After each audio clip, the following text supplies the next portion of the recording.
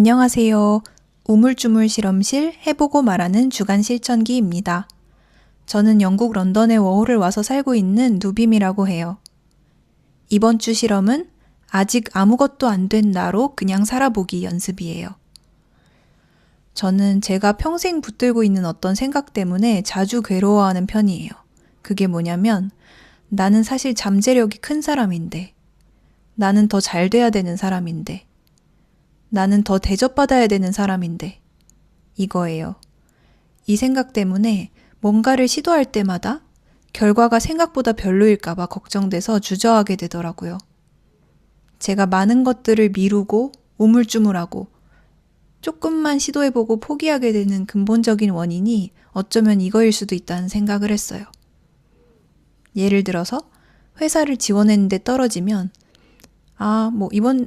이번에는 경쟁률이 높았나 보다 하고 다른 회사에 도전하면 되는데, 저는 거기서 이 회사는 왜 내 가치를 안 알아봐 주지? 사실 나는 이거밖에 안 되는 사람인 건가? 하면서 지나치게 마음이 꺾이는 거예요. 그리고 콘텐츠를 만들 때도 조회수가 잘 안 나오면 이번 주제는 사람들의 공감대를 잘 건드리지 못했나 보다. 다음엔 이런 주제로 해봐야지 하면 될 텐데, 저는 거기서 이렇게까지 공들여서 시간 쏟아서 만들었는데 반응이 이거밖에 안 된다니. 왜 세상은 날 알아봐 주지 않지?까지 가는 거예요. 그리고 연애를 할 때나 썸을 탈 때도 내가 솔직하게 마음을 표현하고 적극적으로 관계에 임했는데 상대방이 시들하면, 뭔가 별로 반응이 없으면 내가 얘 취향이 아닌가 보다. 아니면 내가 가진 어떤 단점이 얘 마음에 안 들었나 보다 하고 넘어가면 되는데, 지나치게 자아에 타격을 입으면서 내가 이렇게까지 표현하고 노력했는데 돌아오는 게 없다니, 난 이거보다는 더 소중한 대접을 받아야 될 사람인데 하는 거죠. 그래서 결국 진로든 콘텐츠든 연애든 제가 괴로워하는 지점을 살펴보면서 뿌리를 따라가 보니까 결국은 자아 비대증이 원인인 것 같더라고요. 그렇다고 자신감이 넘치거나 오만한 쪽과는 거리가 멀어요.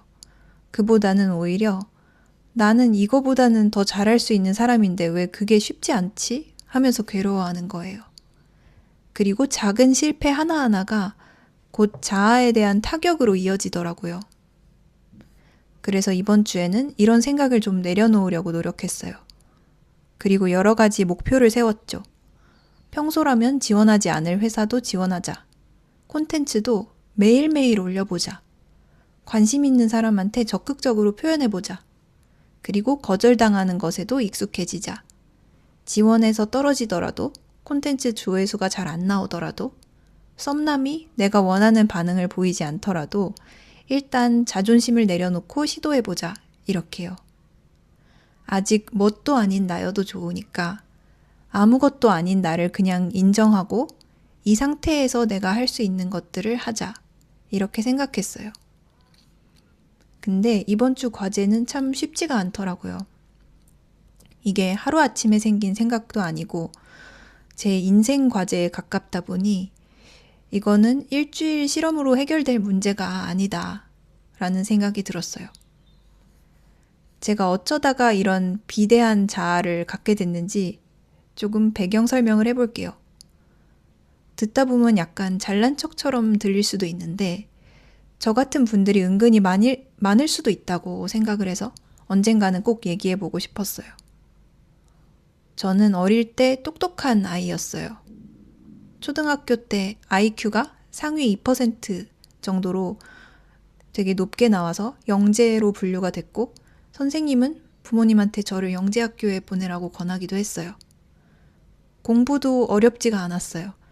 선행학습을 따로 많이 한 것도 아닌데 수업은 늘 쉽게 이해가 됐고요. 예술 쪽에도 재능이 있다는 말을 자주 들었어요. 예를 들어서 7살 때는 처음 듣는 음악도 아무리 복잡한 멜로디여도 바로 휘파람으로 따라 부를 수가 있었고, 미술을 제대로 배운 적이 없는데도 그림을 꽤나 잘 그렸어요. 그래서 어른들이 저를 보면은 꼭 이런 말을 했어요. 너는 나중에 큰 인물 되겠다. 누비미는 뭔가 될 것 같아. 부모님한테도 그렇게 말하기도 하고요. 문제는 제가 지금 35살이 되도록 그 무언가가 안 됐다는 거죠. 이번 에피소드는 좀 개인적인 얘기가 많아서 팟캐스트에서 공개하기는 좀 부끄러웠는데요. 그래도 왜 제가 아직도 나는 더 잘해야 되는데 난 왜 이거밖에 안 될까? 이 마음을 갖고 사는지 설명하려면 이런 저의 배경을 빼놓을 수가 없더라고요. 저희 부모님은 교육열이 강한 편은 아니었어요. 두 분 다 공부 잘하고 좋은 대학을 나오셨지만 저랑 제 동생한테 막 공부를 강요하거나 학원 여러 개 다니라고 밀어붙이지는 않으셨어요. 요즘 사람들 같으면 영어 유치원 보내고 그러겠지만 저는 초등학교 2학년 이후에 처음으로 영어를 접했고 초등학교 선생님이 저를 영재학교에 보내도 된다고 하셨지만 부모님은 보내지 않으셨고 중고등학교도 그냥 동네에 있는 평범한 학교를 다녔어요. 그리고 어릴 때부터 영어를 비롯해서 언어를 참 좋아했는데도 외고 같은 곳에 갈 수 있다는 생각도 못했고요. 학교를 성실하게 다니긴 했지만 솔직히 그렇게까지 공부를 열심히 하지는 않았어요. 그냥 별로 노력하지 않아도 남들 하는 만큼은 나오니까 그냥 항상 고만고만하게 했었는데 고3이 되니까 그게 안 통하더라고요. 노력하지 않고 머리만 믿는 게 안 통해서 결국은 제가 가고 싶던 대학은 못 갔어요. 그리고 나서 어찌저찌 나중에 대학원을 서울대에 가기는 했어요. 근데 그게 또 저희 집안에서는 정말 별게 아닌 일이었어요.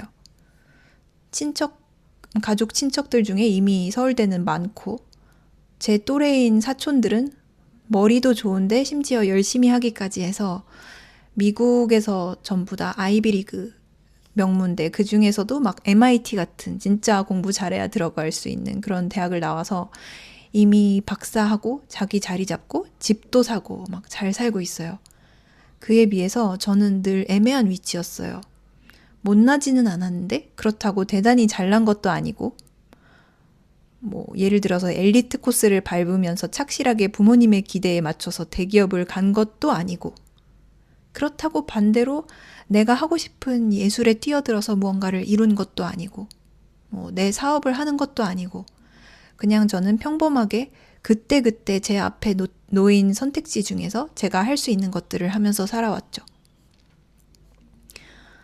그렇게 살면서 차라리 스스로라도 만족을 하면 행복할 텐데 저는 항상 만족을 하지는 못했어요. 왜냐하면 저는 잠재력이라는 함정에 늘 빠져 있었거든요. 이것도 역사가 있어요. 예전부터 어디를 가든 저를 믿어주는 사람이 꼭 있었거든요. 고등학교 선생님이나 대학교, 대학원 교수님들 중에 꼭 한두 분씩은 제 잠재력을 굉장히 높게 평가해 주셨어요. 너는 크게 될 것 같다.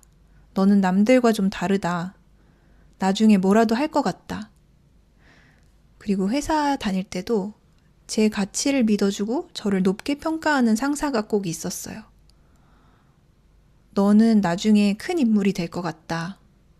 그리고 제가 퇴사할 때 정말 기대된다는 그런 말도 많이 들었어요. 근데 그런 말들이 저에게 응원이 된 건 맞아요. 그 응원의 한마디 한마디를 마음속 액자에 걸고 살면서 저는 힘들 때마다 난 언젠가 잘 될 사람이야 라고 말하면서 스스로의 가치를 믿었어요. 근데 이게 동시에 좀 독이 되기도 하더라고요.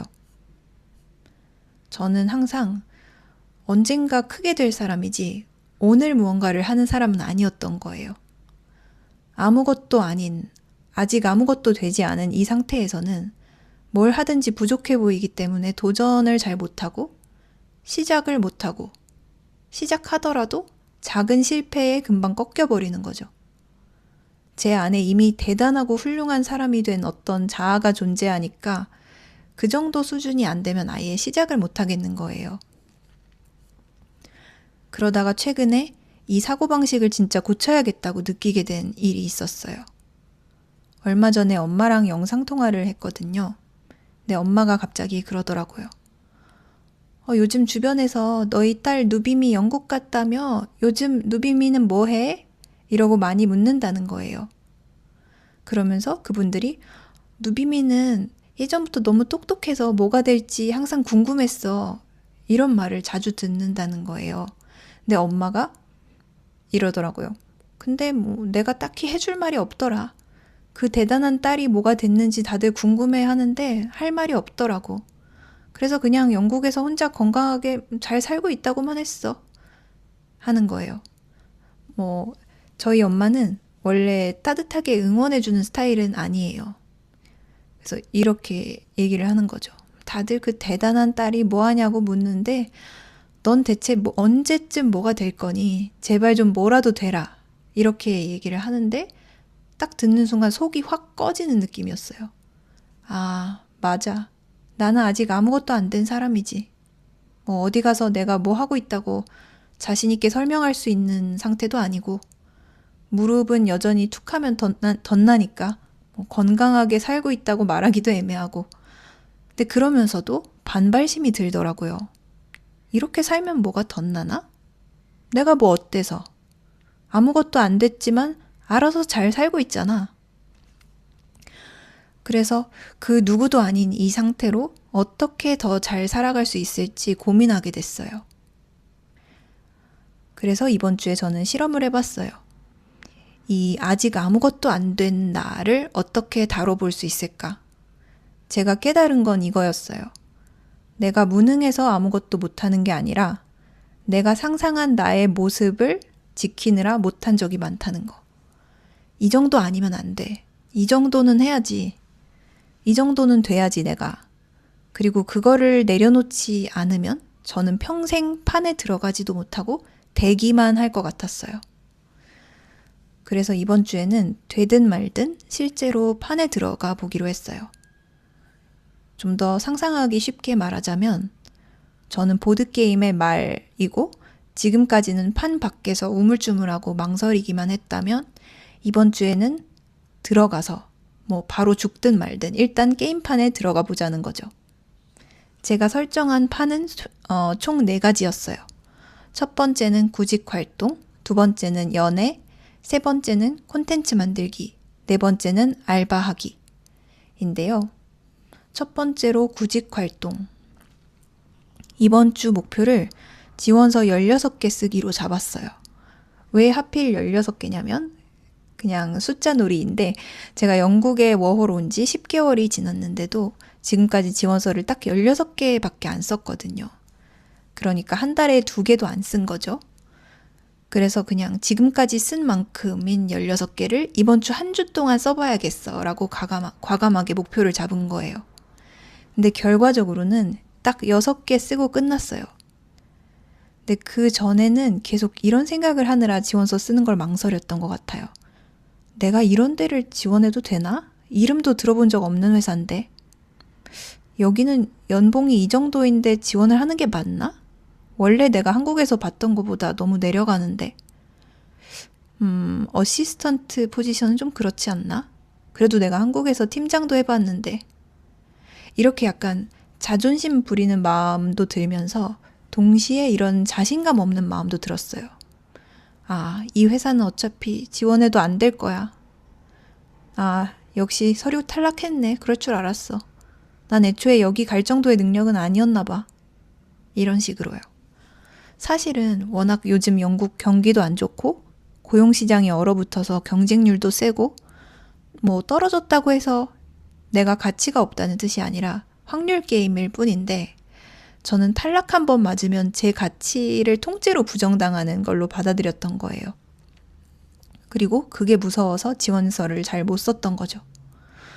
이번 주에는 평소에는 안 쓰던 계약직 포지션에도 지원했고 연봉이 제 생각보다 낮은 곳에도 지원을 했어요. 이조차도 떨어질 수 있어요. 아마 많이 떨어지겠죠. 그래도 어쨌든 16개라도 목표를 잡았기 때문에 일주일 동안 6개를 쓸 수 있었던 것 같아요. 두 번째 판은 연애예요. 이 연애에 있어서도 비대해진 자아를 좀 내려놓기로 했어요. 저의 과거 연애나 썸을 돌아보면 예전에는 제가 먼저 연락하고 데이트 제안을 더 자주 하면 뭔가 지는 느낌이었어요. 내가 더 좋아하는 걸 들키면 손해보는 느낌? 그래서 자꾸 밸런스를 따지려고 하고, 연락하고 싶어도 막 괜히 참고, 상대한테 뭔가를 해줬다가 그만큼이 돌아오지 않으면 혼자 실망하고, 그렇다고 서운함을 티내면 상대가 싫어할 걸 아니까 그것도 참고. 근데 이것도 따져보면 일종의 자아 비대증 문제인 것 같더라고요. 내가 뭐라고. 사실 더 좋아하는 사람이 더 표현할 수 있는 거잖아요. 내가 데이트하고 싶으면 내가 신청하면 되는 거고, 상대가 거절하면 다음에 더 나은 제안을 해보거나, 뭐 가망이 없다 싶으면 다른 사람으로 넘어가면 되는 건데, 지금까지 저는 나는 더 사랑받을 자격이 있는 사람이야 라고 생각하면서 더 많은 걸 기대하고 그에 따라 혼자 실망하고 하는 과정을 반복해 왔던 것 같아요. 그래서 이번 주에는 아예 마음을 고쳐 먹었어요. 제가 요즘 마음에 드는 사람이 있는데 정말 마음 가는 대로 해봤어요. 예를 들어서 좀 유치하지만 잘생겼다는 생각이 들면 그걸 생각만 하지 않고 입 밖으로 꺼냈어요. 너 너무 귀여워. 너무 잘생겼어. 이렇게 얘기하고, 보고 싶으면 보고 싶다고 말하고, 전화하고 싶으면 목소리 듣고 싶다고 얘기하고, 제가 가고 싶은 데가 생기면 여기 나중에 가보자 하면서 먼저 제안을 했어요. 그러니까 마음이 훨씬 편하더라고요. 저는 일단 공을 던진 거고, 그걸 어떻게 받아칠지는 상대의 몫이니까요. 물론 이 썸남이랑 나중에 어떻게 될지는 모르겠지만 요즘에는 감사하는 마음을 많이 품고 있어요. 전처럼 뭐 어떤 저만의 기준을 세우고 얘가 그걸 충족시켜주냐 마냐를 매사에 마음속으로 따지는 게 아니라 이렇게 내 취향인 사람이랑 만나서 대화도 나누고 취미생활을 공유할 수 있다니 참 행복하다. 이거면 됐다. 이런 마음가짐으로 살고 있어요. 물론 시간이 지나면서 점점 바라는 게 늘어날 수도 있겠죠? 그래도 저는 자아를 좀 죽이려고 해요. 연애를 할 때. 창피한 얘기이긴 한데 저는 꽃을 받는 거에 대한 어떤 갈증이 있거든요. 근데 이번 주에는 그냥 제가 꽃을 사서 방에 꽂아뒀어요. 그러니까 기분이 좋더라고요. 지금도 제 앞에 예쁜 수선화가 있는데 꼭 상대방한테 받지 않아도 내가 하면 된다. 원하는 게 있으면 상대한테 바라지 말고 그냥 내가 하자라는 결론을 내렸어요. 세 번째 판은 콘텐츠 만들기예요. 제가 영국 와서 작년에 틱톡 채널을 하나 열었는데요. 한동안은 잘 올리다가 지난 9월 이후로 안 올렸어요. 한 5개월 동안 멈춰 있었던 거죠, 지금까지. 근데 그 이유는 이거예요. 내가 이 정도로 시간을 들이고 노력을 들여서 올렸는데 조회수가 고작 이 정도라고? 팔로워는 왜 이거밖에 안 되지? 근데 이것도 자아 비대증이었던 거예요. 딱 엄청 짧은 영상 40개밖에 안 올려놓고 은연중에 저는 대단한 인플루언서가 돼야 된다고 생각을 했던 거죠.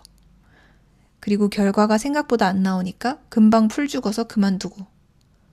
그래서 이번 주에는 매일 하나씩 올리기로 했어요. 뭐 조회수가 잘 나오든 안 나오든 상관없이. 근데 이번 주에 유독 알바도 자주 가고 무릎이 또 아파서 잘 못 돌아다니느라 결국은 3개밖에 못 올리기는 했지만 그래도 완벽하지 않은 상태에서도 그냥 올리는 연습을 좀 할 수 있었어요. 알바 가는 길에 기차에서 찍고 편집해서 뚝딱 올리기도 하고 음질이 전보다 별로여도 그냥 올렸어요. 근데 또 조회수는 편집에 엄청 신경 썼을 때랑 큰 차이도 안 나더라고요. 제가 5개월 만에 오랜만에 올렸는데도 예전에 팔로우 하던 분들이 좋아요 누르는 걸 보고 고마웠어요. 그리고 앞으로는 내 노력에 비해서 어느 정도 반응이 따라오는지에 집중하지 말고 내 콘텐츠가 한 명 한 명한테 과연 조금이라도 도움이 되고 있는가 이거에 집중하자고 마음을 먹었어요.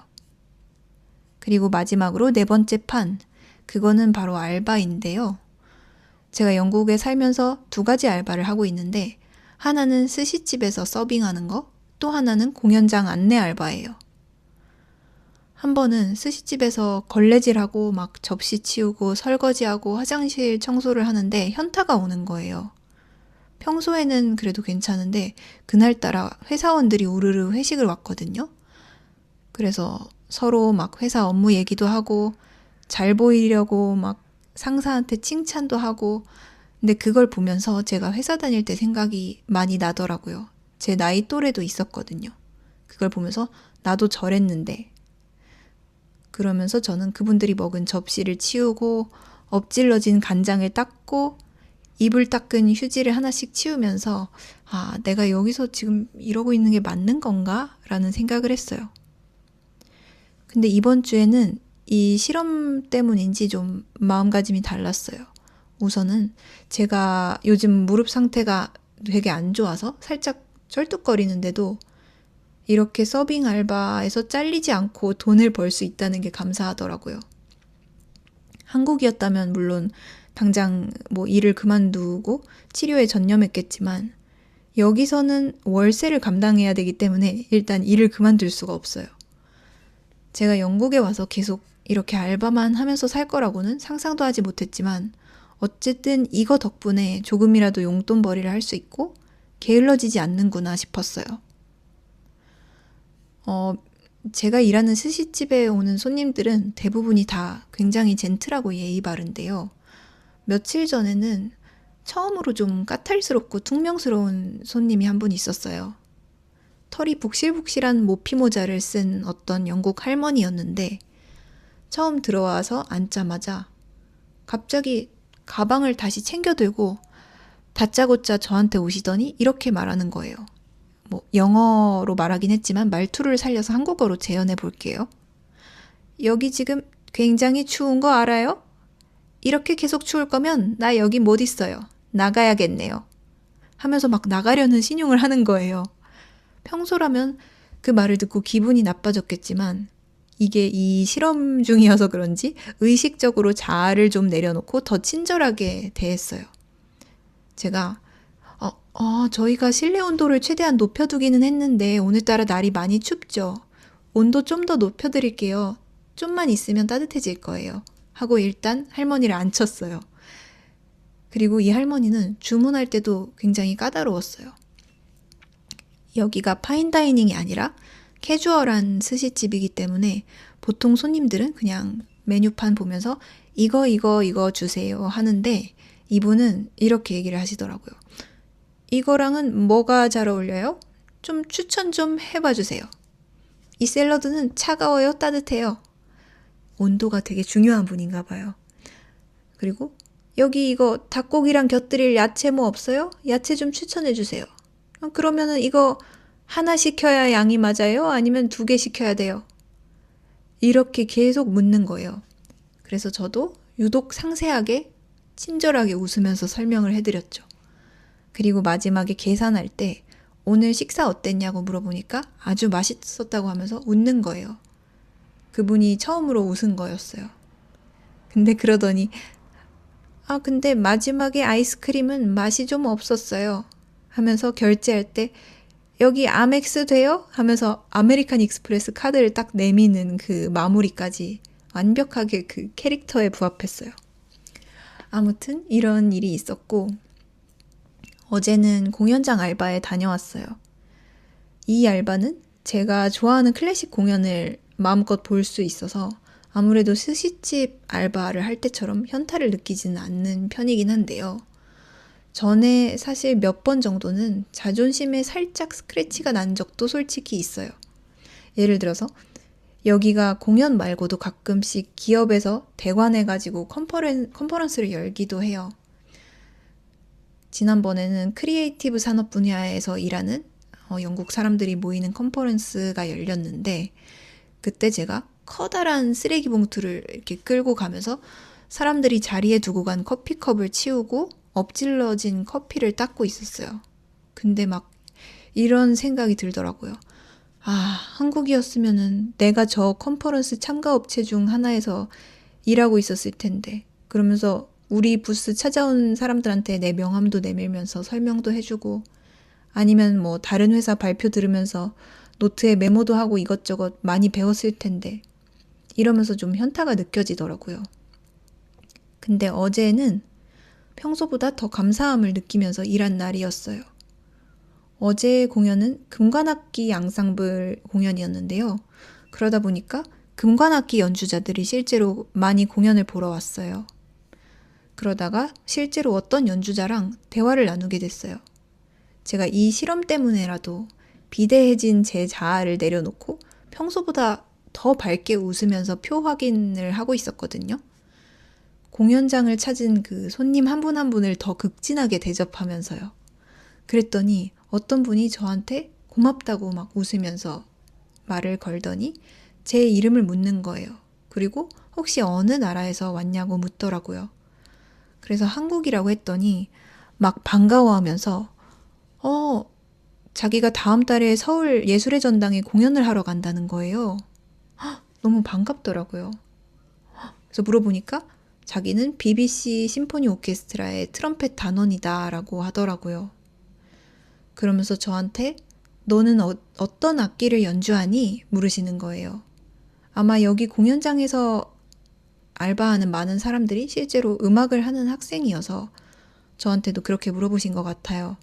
평소에 저라면 위축돼서 막 손사래를 치면서 저는 음악가는 아니에요. 음대생도 아니고요. 이런 식으로 대답을 했겠지만 어제는 이렇게 답했어요.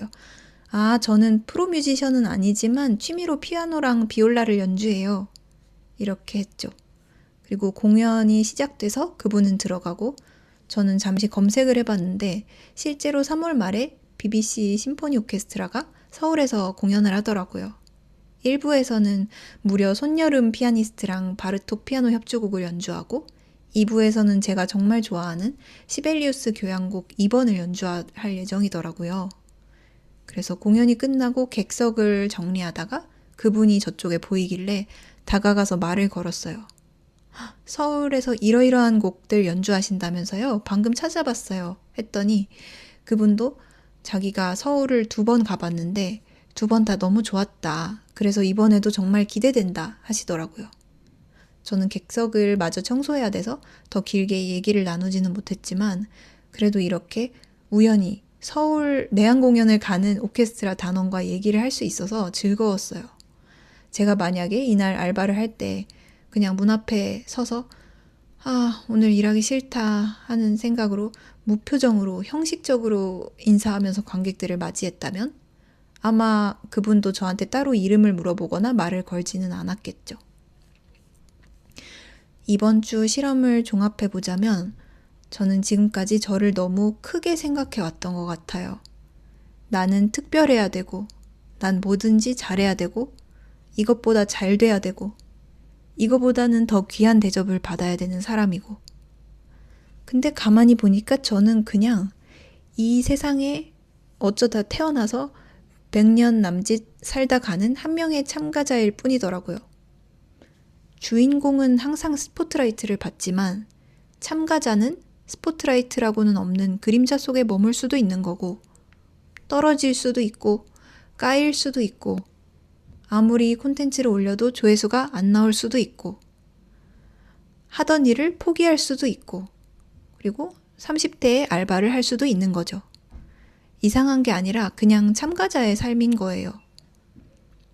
저는 제가 하나도 특별하지 않은 평범한 사람이라고 말하고 싶은 건 아니에요. 특별하지 않은 상태에서도 기죽지 않고 참여하는 사람이 되고 싶은 거예요. 그래서 저는 앞으로도 마냥 대기하지 않고 판에 들어가려고 합니다.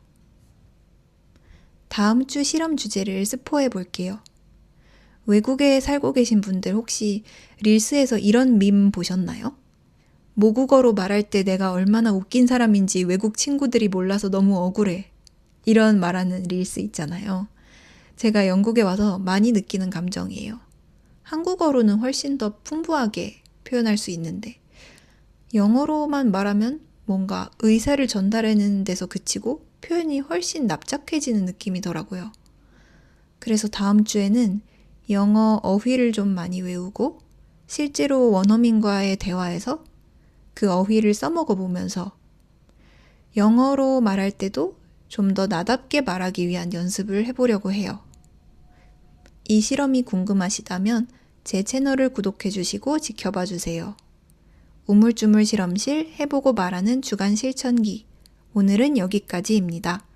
다음 주에도 실험해보고 해본 이야기로 돌아올게요. 안녕.